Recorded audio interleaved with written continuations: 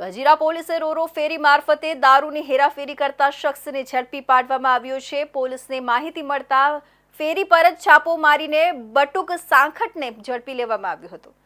બટુક સાંખટ નામના શખ્સે સિલ્વર કલરની i10 કારમાં દારૂ છુપાવીને ભાવનગર લઈ જવાનો પ્રયાસ કર્યો હતો।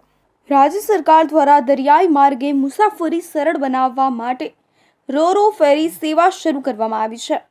આ સેવાના કારણે પ્રવાસીઓ અને વેપારીઓ માટે પ્રવાસ અનુકૂળ બન્યો છે, પરંતુ હવે દારૂના તસ્કરો માટે પણ આ સેવા એક નવી તક બની ગઈ છે।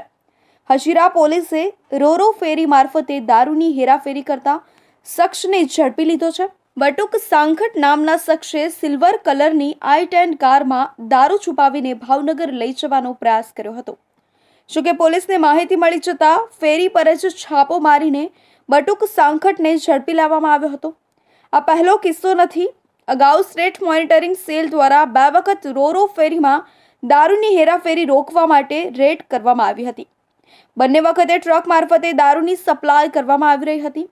હજીરા પોલીસને બાતમી મળી હતી કે એક શખ્સ i10 કારમાં દારૂ છુપાવી રોરો ફેરી મારફતે ભાવનગર જવા તત્પર છે, જેના આધારે પોલીસે ફેરી પર હાજરી આપી અને બટુક સાંખટને ઝડપી પાડ્યો હતો।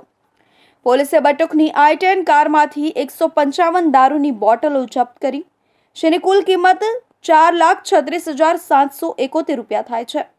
આ દારૂ ભાવનગર લઈ જવા માટે સજ્જ કરવામાં આવ્યો હતો। પોલીસના જણાવ્યા મુજબ આરોપી બટુક સાંખટ ભાવનગર જિલ્લાના તળાજાના મહાદેવપરા ગામનો રહેવાસી છે।